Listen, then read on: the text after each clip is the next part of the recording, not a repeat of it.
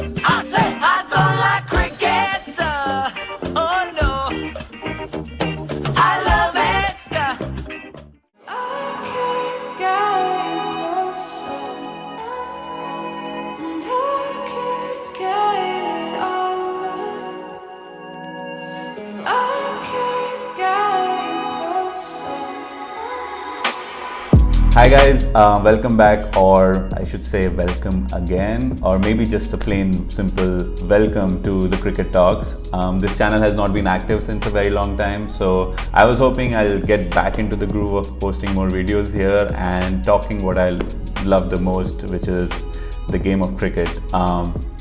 And hopefully, now that we are all in quarantine, I'll get more regular in posting such videos and try to balance my work and this channel both at the same time. और इस बार हम हिंदी में भी बात करने वाले हैं क्योंकि बहुत सारे क्रिकेट फैंस इंडिया से होते हैं and I don't want any language barrier if someone is watching this video. और क्योंकि हम ऐसी चीज़ें बात करने वाले हैं जो बहुत लोगों को शायद इंटरेस्ट हो और जानना चाहते हो, तो अगर हम उसके बारे में बात करेंगे हिंदी में तो काफ़ी लोग इंडिया से भी कनेक्ट कर पाएंगे।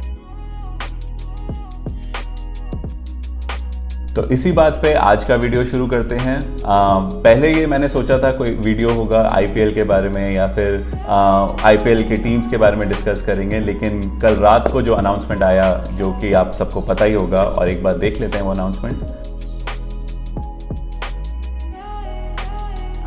उस अनाउंसमेंट में आपने देखा होगा कि just like M S Dhoni is in real life, totally unexpected, totally calm and composed, one fine day, not one fine day, Independence Day के दिन उन्होंने ऐसे ही पोस्ट कर दिया डायरेक्टली कि 1929 से you can consider me retired, और एक बहुत अच्छा वीडियो मोन्टाज बनाया with all the photos। और अगर आप उसमें थोड़ा डीप जाएंगे, जो कि मैं काफ़ी बार देख चुका हूँ वो वीडियो, अगर आप उसमें काफ़ी डीप जाएंगे तो आप देखेंगे कि every word of that song that he has used, उसमें हर फोटो जो आ रही है सामने आपके, वो कितनी ज़्यादा मैच करती है to the words he is trying to express. और मैं ज़्यादा डिटेल में नहीं जाऊँगा, बहुत लोग एनालिसिस कर रहे हैं उसका, but you will see that he never had any issues with any of the players. आप कोई भी प्लेयर ले लीजिए, just from his start to the end, कोई भी प्लेयर ऐसा नहीं होगा जो एम एस धोनी के बारे में बुरा बोलता हो। जो उनका इम्पैक्ट रहा है गेम पे, और ये हम सब जानते हैं कि लास्ट ईयर जब 2019 का सेमीफाइनल हुआ था and when India got knocked out, तब से लेकर अब तक, और मोर देन 1 ईयर हो चुका है कि जब से हम लोग ये सब बात कर रहे हैं कि कब एम एस धोनी रिटायरमेंट लेंगे, will he be back, Rishabh Pant permanent है and all that thing that was going on. लेकिन हमें as a true cricket fan ये समझना चाहिए कि अगर एम एस धोनी को रिटायरमेंट नहीं लेना था तो वो डायरेक्टली इंडिया में कंटिन्यू करते खेलना। He wouldn't have risked his place, or I should say he wouldn't have let any instability come in the Indian team which he has taken forward for so long। तो उन्होंने सिर्फ एक break लिया होगा may be announcement के लिए, ताकि may be he can give a shot for IPL। लेकिन ये सबको ही पता था कि रिटायरमेंट आने वाला है, कब आना था ये अनडिसाइडेड था, और जैसे कल एकदम से आ गया, it was something that we were all expecting to some extent. And I think he did a good thing कि उन्होंने एकदम से सडनली एक सैड न्यूज़ नहीं दिया just after the world cup exit, और हमारे को टाइम दिया to digest the fact that India got knocked out, and finally he announced it yesterday।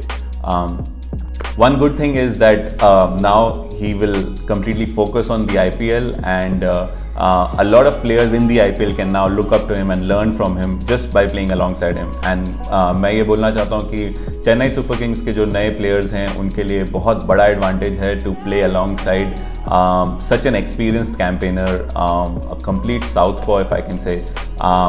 And उसी बात के लिए I would just throw a shout out to MS Dhoni for being the leader that he is, and being the selfless person or selfless cricketer or selfless sportsman that he's always been।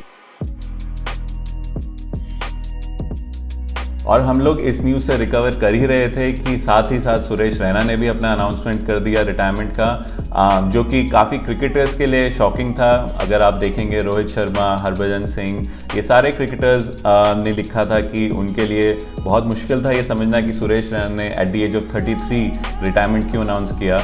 But मैं अगर देखूं इस scenario को, अगर मैं देखूं last time जब सुरेश रैना ने इंडिया के लिए खेला था, उनका एवरेज काफ़ी ड्रॉप हो रहा था और he was finding it difficult to come back to the team, plus उनके साथ इंजरी के कंसर्न्स थे, उनका IPL फॉर्म भी थोड़ा डिप कर रहा था। तो मुझे ये लग रहा था कि क्योंकि अभी मिडिल ऑर्डर में इतनी जगह नहीं है इंडियन टीम में, और अगर आप देखेंगे कि ऋषभ पंत ऑलरेडी हैं, मनीष पांडे भी अपना परफॉर्म कर रहे हैं, श्रेयस अय्यर आ गए हैं, तो सुरेश रैना जैसे प्लेयर के लिए, जो कि एक एक्सपीरियंस प्लेयर हैं बट साथ ही साथ एक फिनिशर हैं, उनके लिए इस टीम में जगह बनाना मुश्किल हो रहा था, क्योंकि आपके पास हार्दिक पांड्या भी हैं, आपके साथ अलग अलग प्लेयर्स हैं जो काफ़ी कुछ नया लेके आ रहे हैं, शुभमन गिल भी ट्राई कर रहे हैं। तो ऑप्शंस इतने सारे हैं मिडिल ऑर्डर के लिए अभी, तभी इंडिया के लिए जो बड़ी प्रॉब्लम रही है वो मिडिल ऑर्डर की रही है, और काफ़ी एक प्राइमरी रीज़न था हमारे सेमीफाइनल के एग्जिट के लिए भी, कि हमारे पास एक कॉन्स्टेंट या सॉलिड मिडिल ऑर्डर नहीं था, क्योंकि when you have so many options you are spoiled for choice. ये सारी बातें हम फिर भी डिटेल में डिस्कस कर सकते हैं अगले वीडियो में, बट आज के लिए धोनी और सुरेश रैना के रिटायरमेंट के अनाउंसमेंट पर मैं बस यही डिस्कस करना चाहूँगा कि उनका क्या इम्पैक्ट रहा गेम पर, इंडिया के फॉर्म पर। इंडिया ने वर्ल्ड कप जीता 2011 में, 2015 में भी सेमीफाइनल तक गए, जो कि मेरे हिसाब से एक काफ़ी परफेक्ट वर्ल्ड कप कैंपेन था इंडिया के लिए। वो सेमीफाइनल ऑल्दो इतना सक्सेसफुल नहीं था हमारे लिए, but as a team I feel कि 2015 was one of the best chances for us to win that title back again। और जो हमारी टीम थी सब कॉन्स्टेंटली परफॉर्म कर रहे थे, बॉलर्स भी परफॉर्म कर रहे थे, जिसमें I have a strong feeling कि धोनी की कैप्टनसी और सुरेश रैना का commitment to the game in that world Cup campaign was crucial for India to make it to the semifinal. तो आज के वीडियो में मैं दो की मोमेंट्स दोनों के करियर से एक बार पॉइंट आउट करना चाहता हूं as a tribute to them. Although Dhoni के लिए मैंने एक पुराना वीडियो पहले से बनाया हुआ है जो आप इस चैनल पे देख सकते हैं, जिसमें मैंने उनका पूरा करियर एक तरीके से ग्राफ डिफाइन किया था when he announce his resignation from the captaincy. तो I wouldn't go deep into that, most of the fans already know Dhoni का इम्पैक्ट क्या रहा है, but I will share the two key moments जो मेरे लिए बहुत इंपॉर्टेंट हैं from Dhoni's contribution towards Indian cricket and if I can say towards international cricket as well। तो हम सबको धोनी के इंपॉर्टेंट इनिंग्स तो याद होंगे ही, बट मैं एक ऐसा मोमेंट पॉइंट आउट करना चाहता हूं जो कि सबको याद होगा या शायद नहीं होगा। मैं बात कर रहा हूं 72 not out which he scored against Pakistan in Lahore in 2006। अगर आप उस मैच को देखेंगे, इंडिया काफ़ी टफ स्पॉट में था, सीरीज़ 1-1 थी, होम टीम का बहुत स्ट्रॉन्ग सपोर्ट था। अगर आप उसकी क्लिप भी अभी वापस जाके देखेंगे, होम टीम के लिए इतना ज़्यादा सपोर्ट था कि कोई भी team, specially India playing in Pakistan, उनके लिए काफ़ी बड़ा प्रेशर सिचुएशन हो सकता है। बट धोनी वॉज काम एंड कंपोज्ड। आके जो नॉक खेला धोनी ने वो इतना ज़्यादा अच्छा था कि we ended up finishing the match in a very comfortable position, whereas एक मोमेंट पे ऐसा लग रहा था कि इंडिया के हाथ से मैच बिल्कुल ही निकल चुका था। तो वो एक इंपॉर्टेंट इनिंग है जो मैं समझता हूँ कि अगर धोनी के करियर को वापस देखा जाएगा तो एक वो काफ़ी बड़ा पुश दिया गया था उस इनिंग्स की वजह से। उस मैच के प्रेजेंटेशन में the president of Pakistan also appreciated his stroke play, जो कि पाकिस्तान के फैंस के लिए काफ़ी शॉकिंग था कि एक प्रेसिडेंट दूसरे प्लेयर को इतना सपोर्ट कर रहा है even though their home team lost. जो सेकेंड इनिंग्स में पॉइंट आउट करना चाहता हूँ वो है ऑस्ट्रेलिया के against in 2012 at Adelaide. I think बहुत लोगों को वो इनिंग्स याद होगी क्योंकि that was crucial innings in terms of the series and how India went on to qualify for the finals for that series. India was 178 for 4 35th over के आसपास, और तब धोनी ने रैना के साथ एक पार्टनरशिप इस्टेब्लिश करी और साथ ही में गेम को एक ऐसे पॉइंट पे ले गए जहाँ पे India required 13 of the last over, और उसके बाद हमें पता ही है कि Dhoni had hit that huge six on the Adelaide over। और अगर आप वो सिक्स वापस जाके देखेंगे तो it is one of the biggest sixes hit on that ground। Adelaide का जो स्ट्रेट बाउंड्री है वो बहुत बड़ा है और उसमें भी 112 मीटर का सिक्स धोनी ने स्कोर किया था in that pressure situation which put the bowler off so much कि the next ball that he bowled वो एक बीमर थी, direct full toss, and that also he manage to almost hit it for a 6, लेकिन वो catch हो गया था, drop हुआ था डेविड वार्नर के हाथों से, और India manage to score 2 runs in that, but eventually India managed to win that game and that 6 was quite crucial just to pull that off. मेरे हिसाब से ये दो moments, if you want to go back and look at them, काफ़ी important थी धोनी के career के हिसाब से, although there have been much bigger, much important innings, but I wanted to point out the ones that are slightly not mentioned enough, और वो एक ऐसी innings हैं जो काफ़ी crucial role play करती हैं धोनी के करियर में और उनके contribution जो कि इंडियन क्रिकेट के लिए रहा है इतने सालों से. For Suresh Raina, the first inning that immediately comes to my mind is the innings that he played in Faridabad in 2006. He scored an 81. उस टाइम पे इंडिया की हालत बहुत ख़राब थी. I think India was 92 for 5 or something, and when Suresh Raina came, we had almost given up hope of winning that game because England was bowling really well. और England की batting इतनी अच्छी नहीं रही थी, बट उनका score फिर भी 226 था, and we had a long way to go in terms of winning that game.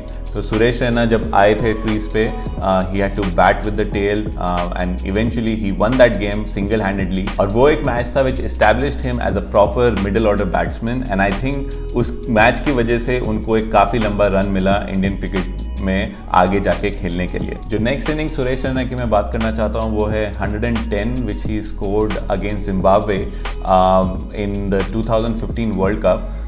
वो मैच वैसे तो इतना इंपॉर्टेंस नहीं रखता है in terms of India's qualification in that world cup और India's chances of winning that world cup, लेकिन वो एक ऐसी इनिंग्स थी जो सुरेश रैना का कैलिबर बहुत अच्छे से डिपिक्ट करती है, because I think Zimbabwe had batted really well in the first innings.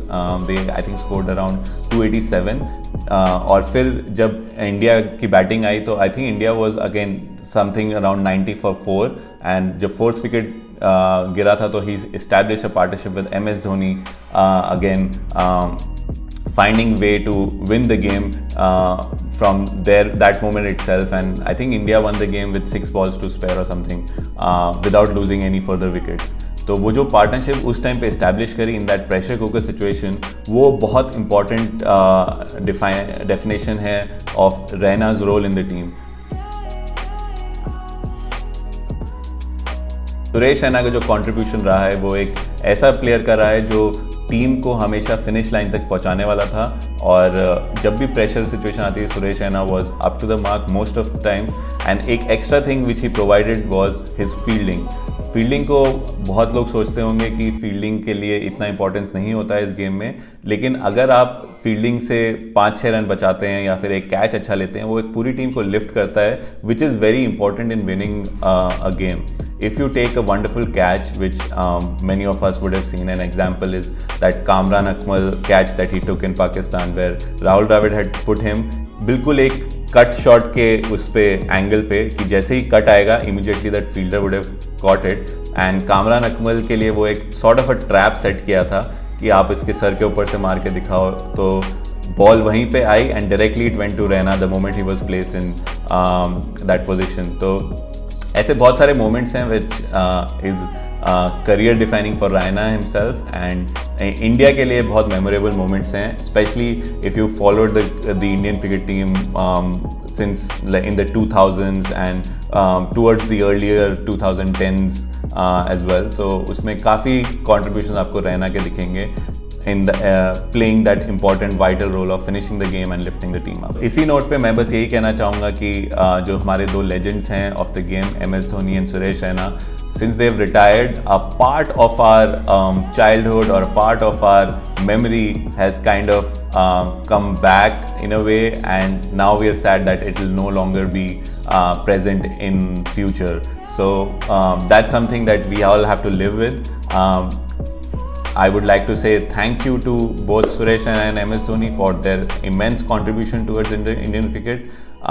You made us believe that anything is possible. For me especially, I would just say that it has been a huge learning or a life learning lesson from both of you, that you can fight out as long as you want. It is always in your hands, and that is something that both of you had made us believe in. And Indian cricket का अगर देखा जाए तो Indian cricket के लिए you both are stalwarts and we will always look up to you with utmost respect. And thank you for all the service that you did, and thank you for all the moments, and thank you so much for making us believe that India can win any game that they go out and play, and we in our own lives can fight out any tough situations if required. So thank you so much. That's all that we have from today's episode. अगले episode में आके IPL की बात करेंगे जो September 19 को शुरू हो रहा है. We'll talk about the teams. We'll talk about how the new rules will affect the IPL. हम लोग इंग्लैंड की सीरीज तो देख ही रहे हैं जहाँ पे you can't use saliva on the ball. There are different regulations that you have to deal with. तो देखते हैं IPL पे कैसा उसका impact होगा, कैसे टीम्स प्लान आउट करेंगी. And I'm just thankful that cricket is finally coming back. So see you soon, and hopefully we are very regular on this channel going forward. कल कोई और आएगा जो मेरे से अच्छा खेलेगा, कल काफ़ी दूसरे लोग आएंगे जो आपसे अच्छा देखेंगे. तो फ्यूचर में कोई याद करे या ना करे, डजेंट मैटर. तो मैं पल दो पल का शायर हूँ, पल दो पल मेरी कहानी है, पल दो पल मेरी हस्ती है, पल दो पल मेरी जवानी है. If you're watching this for the first time, you can call it a new channel. We'll try to make more videos here. But if you like this video, throw in a comment, like, share, subscribe. Let me know if you would like to hear something else. मैं try करूँगा काफ़ी हिंदी में videos डालने के लिए भी, और हम लोग ये भी प्लान कर रहे हैं कि जो आइकॉनिक मैचेस रहे हैं इंडिया के, which we remember whenever it's mentioned, but it be nice to revisit them, तो उसके बारे में भी बात करेंगे. And just bring back those memories since 2 legends have just retired from the game. So see you. I say I don't like cricket.